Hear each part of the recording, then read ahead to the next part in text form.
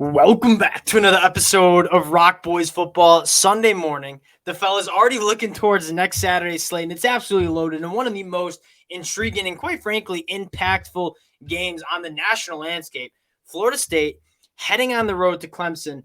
In terms of the ACC, this is a massive matchup, but in terms of the national landscape of college football, massive matchup. Mike Norvell has done such a good job with this program. You guys know if you've been listening, you know how big of a fan I am of what Mike Norvell's done with this team. It's going to be a phenomenal game. I have some really key matchups that I'm kind of excited to get into. Now, before we get into it, just want to say thank you to you guys. Like, the support for these game previews has been overwhelming. Like, can't thank you guys enough for rocking with the boys like you do. So if you do enjoy the content, consider subscribing to the channel. But more importantly, let us know in the comment section your keys to the game, who you guys got winning this game. Appreciate you guys rocking with the boys like you have. Dale, I'm going to kick this one off to you. Florida State heading on the road to Clemson. How are we feeling here? Yeah, and this has been the matchup in the ACC that everyone's been waiting for. Yep. It does feel been circled since the summer.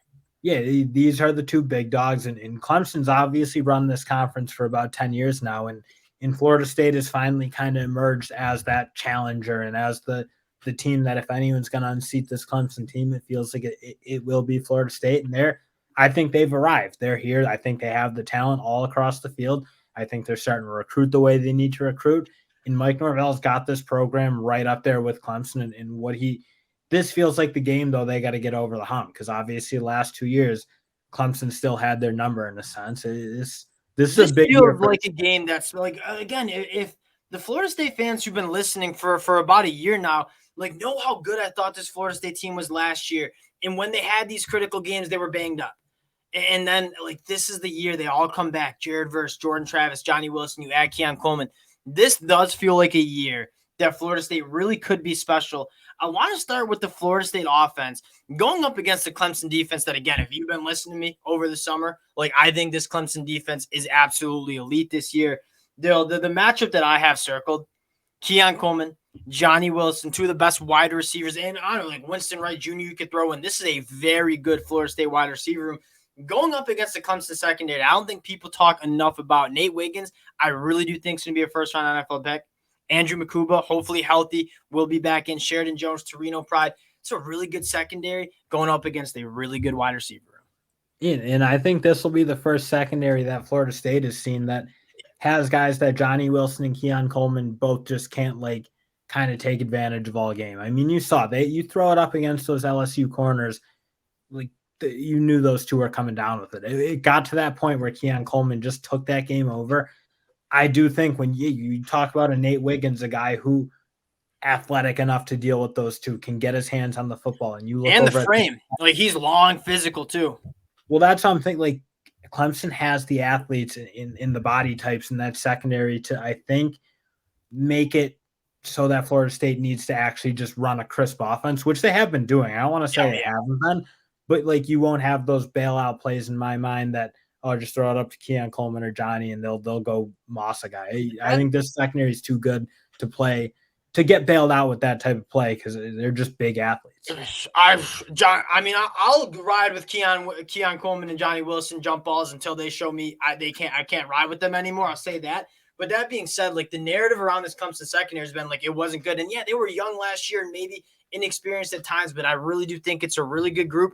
It's good on good. I mean, these are two teams that are some of the best in the country. Like, this is good on good football. You're really excited. Second kind of key matchup, Clemson's front seven, dogs, especially that defensive line. I mean, Peter Woods has looked so good. TJ Parker, a true freshman, he needs to play more. You have Rucco, you have Tyler Davis, one of the best front sevens and defensive lines that you'll see.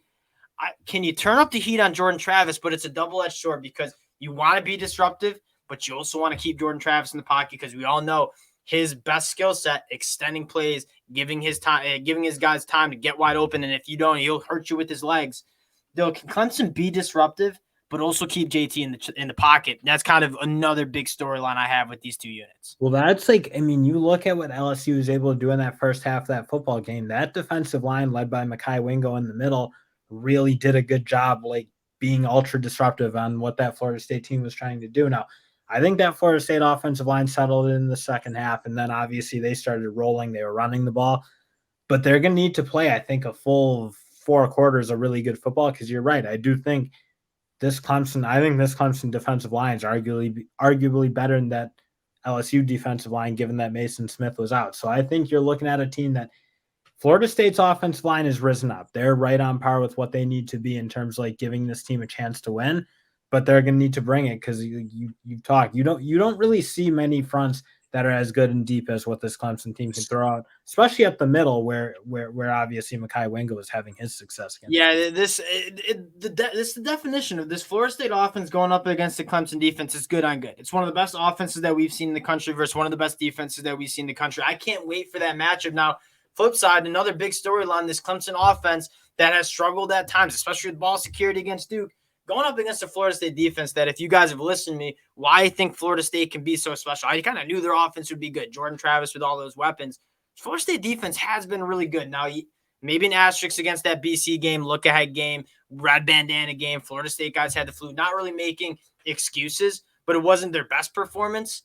Still, can Clemson, Garrett Riley, Cade Klubnik, can they get after Florida State on the defensive side of the ball? Another massive storyline here. Well, and the thing is obviously Clemson's been very much reliant on the run game to get what they've been doing going. I mean, they have run the ball very well, and you look at that Duke game, they were running the ball fine. It was just odd, and they were moving the ball, frankly, overall, too. They just had some really bizarre moments of that game. The one thing, I don't think they'll see a front seven that's nearly as good as what Florida State's going to throw at them, which begs the question, like, can this Garrett Riley offense finally get a little vertical passing play going? Because so far it's been so choppy trying to do that. Yeah, that's because, again, my biggest key for Florida State on the defense is stop the run, get to Cade Klubnik, and kind of force Cade to push the ball down the field and beat you guys with his arm. The most frustrating part about Clemson is, like, I'm still very high in the Garrett Riley hire. I think this Clemson offense is going to hit its stride at some point. They have the guys, right? I mean, Antonio Williams, one of the better wide receivers in the ACC. Adam Randall. I really like Jake Bringenstool. Bo Collins. Like, they have the guys.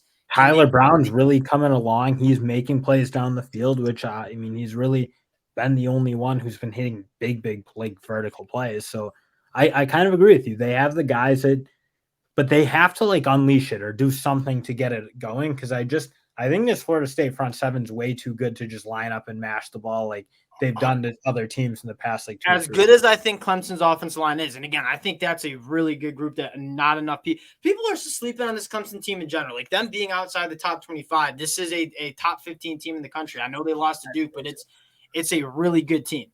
And they've been running the football well. That being said, like, we talk about Jared Verse being like a dominant pass rusher. I don't think people talk enough about how good he is in the run game. Fabian Lovett, Tatum Bethune, the linebackers have been phenomenal. DJ Lundy and Tatum Bethune. Clemson, you're right, is not going to be able to just run the football right down Florida State's throat. So the question is, yeah, you want to establish the run, but Cade Klubnik's going to have to go out and win this game. Can he do it? The big question that we have to answer.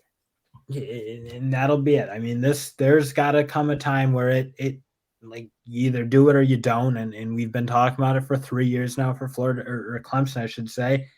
You got to do it. You brought in your guy to do it. I just don't see how they can move the football consistently if they can't get something going down the field. Yeah, and one of the things that I think is going to be big is starting out fast. Like, at home, if this offense comes out and struggles for the first half, you can see the crowd getting restless. It kind of kills the crowd. If you can come out and Garrett Riley can script a really good first drive, get the crowd into it like that, and give Cade some confidence against a really elite defense from Florida State, I think that's going to be massive. Dill, getting to the pick here, like, I'm not even worried about the spread at this point. I just kind of want to talk about who's winning this football game. Florida State heading on the road to Clemson. Who do you got here, Dill?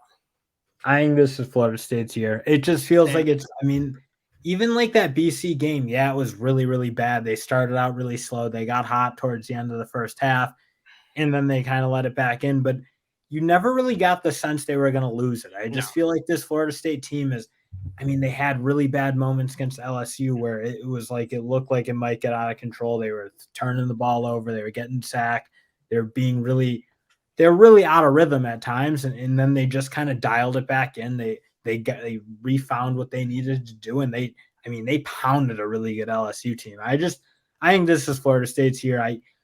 I'm kind of like losing a little bit of faith in this Clemson offense in terms of their ability to throw the ball at some point. Because again, the hope is the players are there. The quarterback, I mean, Cade Klubnik, he seems like a good quarterback. It's just at some point, I don't know how many times you can I don't know. like, Like, they're were going to we do it. spoiled? Like Trevor Lawrence, like coming in and just lighting it up, and Deshaun Watson. Like they've had, like that doesn't always happen. Like you don't always just have those dogs that come in and just pick up right where they left off.